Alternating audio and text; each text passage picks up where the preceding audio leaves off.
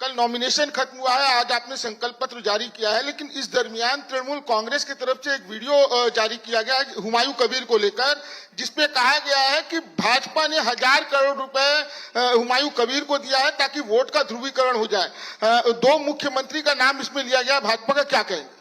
भाई, आप ममता जी की क्षमताओं से अनजान हो। ममता जी ऐसे 2000 वीडियो बना सकती है। हुमायूं कबीर और Bharatiya Janata Party south pole north pole है, कभी हमारा मेल नहीं खा सकता। हम बाबरी मस्जिद बंगाल में बनाने के वाले के साथ बैठने से और 20 साल हम ऑपोजिशन में बैठना पसंद करेंगे। दर्शक सुनलेन, गतकाल থেকে টিএমসি এই ভিডিওকে সামনে এনে যে ব্যাখ্যা দেওয়ার চেষ্টা করছে বা যে ন্যারেটিভ তৈরি করার চেষ্টা করছে তার একটা জবাব আজকে দিয়েছেন অমিত শাহ। গতকাল থেকে টিএমসি যেটা বলার চেষ্টা করছে সেটা হচ্ছে যে বিজেপি হুমায়ুন কবিরকে টাকা পয়সা দিয়ে ভোটে ফায়দা তোলার চেষ্টা করছে, আর হুমায়ুন কবির টাকা পয়সার লোভে মুসলিম জাতির যে আবেগ সেটাকে বিক্রি করছেন বাবরি মসজিদের নামে।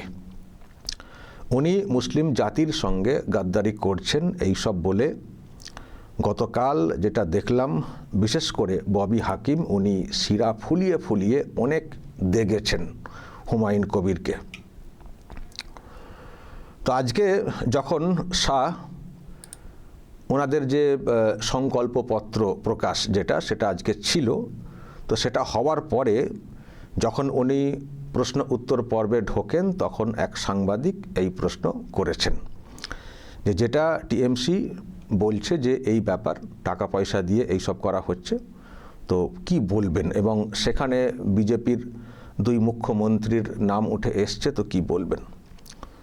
তো শাহ যেটা বললেন সেটা হচ্ছে যে যে ভিডিওর কথা বলছেন এই টাইপের ভিডিও তো আরও অনেক বানাতে পারেন মমতা ব্যানার্জি, ওনার যা সব ক্ষমতা।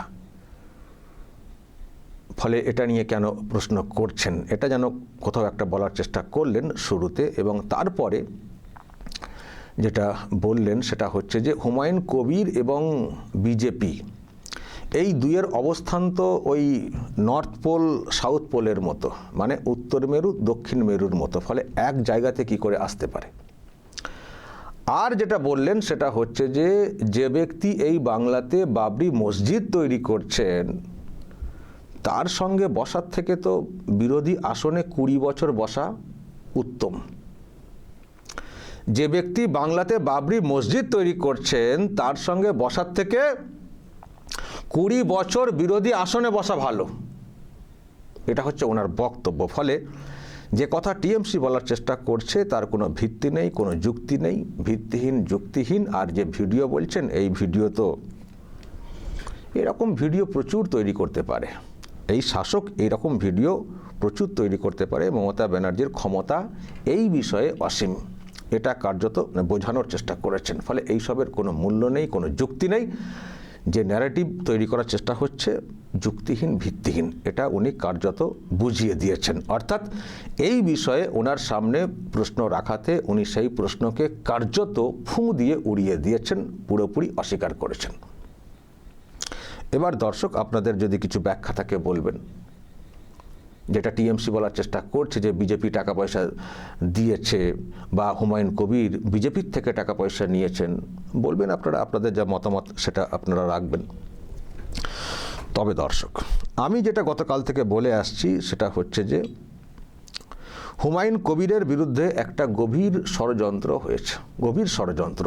প্রথমত এই যে ভিডিও যেটাতে তারিখ দেখতে পাচ্ছিলাম সেটা দেখা গেছে 19/12/2025, 19/12। তার মানে তখনও হুমায়ুন কবির নিজের দলকে তৈরি করেননি বা ঘোষণা করেননি, তারপরে দল ঘোষণা হয়েছে। তো সেই ভিডিও এই সময়ে এসে ফাঁস করা হচ্ছে যখন নমিনেশন পুরো কমপ্লিট হয়ে গেছে, নতুন করে আর কেউ কোথাও ফাইল করতে পারবেন না, এতটা সহজ না। যেভাবে অনেকে দেখার চেষ্টা করছেন যে হ্যাঁ এই তো হুমায়ুন কবির টাকা পয়সা নেবেন, তবে টাকা পয়সা নেওয়ার ভিডিও এর মধ্যে কিছুই নেই কিন্তু।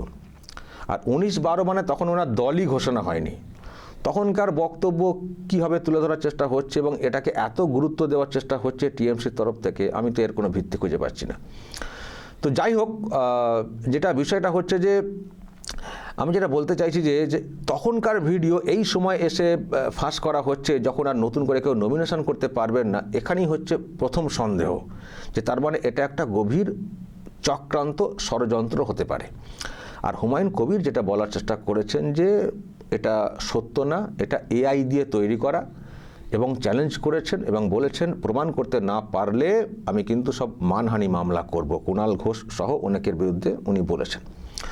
তো এটা নিয়ে উনি ওনার বলছেন এআই, কিন্তু আমার কতগুলো প্রশ্ন আমার মনেও জেগেছে, যেটা বলছিলাম তার মধ্যে একটা হচ্ছে যে এতদিন পরে কেন এটাকে ফ্ল্যাশ করা হলো?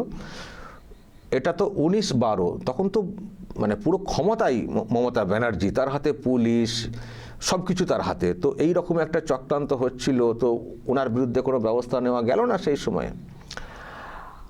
আর বা যেটা এখন ফাঁস করা হচ্ছে এটাকে তখন ফাঁস করা গেল না, তখন ফাঁস করলে তো উনি যে সেন্টিমেন্টটা তৈরি করতে পেরেছেন এবং যেটা টানতে পেরেছেন মুসলিম সমাজের একটা বড় অংশকে, তখনই তো আঘাত দেওয়া যেত। তখন তো এটা প্রকাশ করা হয়নি, বরং তখন তো দেখছিলাম অন্য সব মানে চাপানো হচ্ছিল।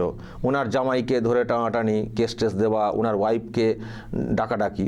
তো এত বড় একটা অস্ত্র যেটাকে নিয়ে এখন এত খেলছেন, তো সেটা তখন ব্যবহার করা গেল না। তো তার মানেটা কি? তার মানে নিশ্চয়ই কিছু প্ল্যানিংয়ে এগোচ্ছিল টিএমসি।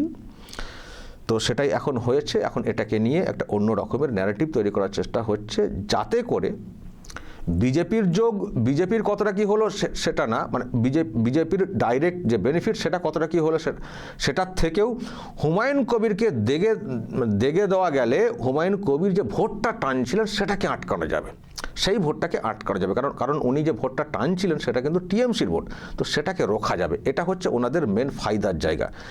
সেই জন্য হয়তো ওনারা এই সময় এটা করেছেন, এটা দর্শক আমারও কোথাও মনে হয়।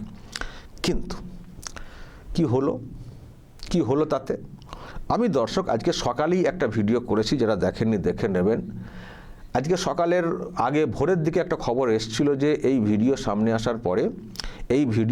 আসার পরে জোটসঙ্গী হুমায়ুন কবিরের জোটসঙ্গী মিম, যার নেতা হচ্ছেন আসাদউদ্দিন ওয়াইসি, তিনি নাকি ঘোষণা করেছেন যে আমরা আর এই জোটে থাকছি না, এককভাবে আমরা লড়ব।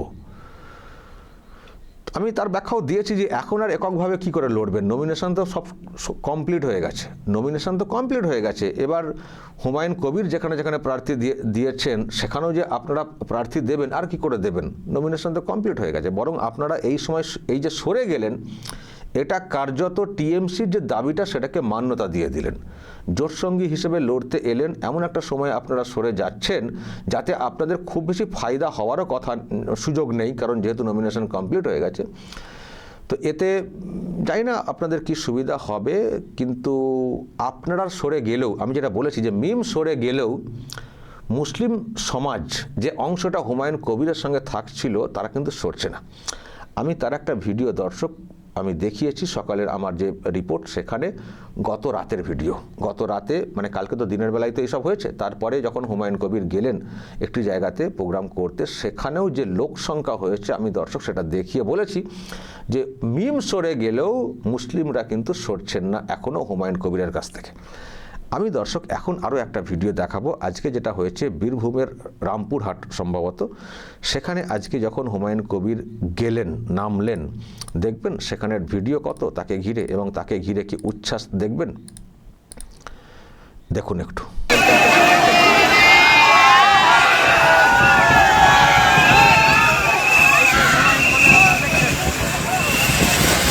হুমায়ুন কবির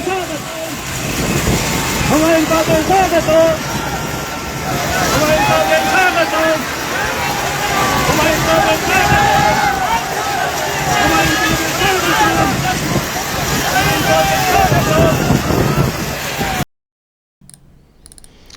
দর্শক দেখছেন এবং যে অ্যাম্বিয়েন্স নিশ্চয়ই সেটাও শুনতে পাচ্ছেন এবং ফিল করছেন ব্যাপারটা কি বা কতটা।